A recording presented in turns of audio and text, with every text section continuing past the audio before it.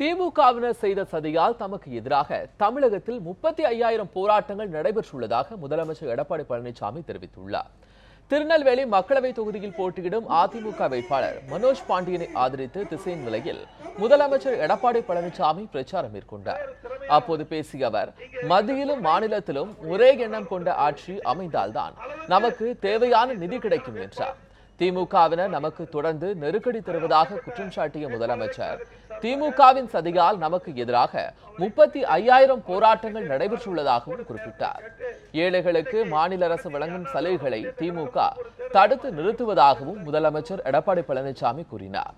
கண்ணுக்கு தெரியாத காற்றில் கூட திமுகவினர் ஊழல் செய்ததாகவும் அவர் விமர்சித்தார். கொஞ்சம் பிரச்சனையா பண்ணல, தினம் ஒரு போராட்டத்தை தூண்டி விட்டுருவார். இன்னைக்கு பரவாயில்ல, போராட்டம் முடிஞ்சதுன்னா நாளை காலையில ஒரு போராட்டம் நடக்கும். 35,000 போராட்டங்க. நான் முதலமைச்சரா பொறுப்பேற்றது 35,000 போராட்டம் வந்தா அதை முதலமைச்சர் தாக்கு முடிக்க முடியுமா? எவ்வளவு கஷ்டத்தை கொடுத்தாங்க பாருங்க. ஏகப்பட்ட பிரச்சனை, தினம் ஏதாவது ஒரு பிரச்சனை கிளப்பி விட்டுருவார். இந்த ஆட்சிக்கு நெருக்கடி கொடுப்பதில்ல ஒரு நாள் கூட ஒரு தவறு இல்லை. தினம் ஒரு நெருக்கடி கொடுத்துக்கிட்டே இருந்து இந்த ஆட்சி கலைக்க வேணும், அந்த ஆட்சி கவிழ வேணும். அது நோக்கமே அப்படித்தான்.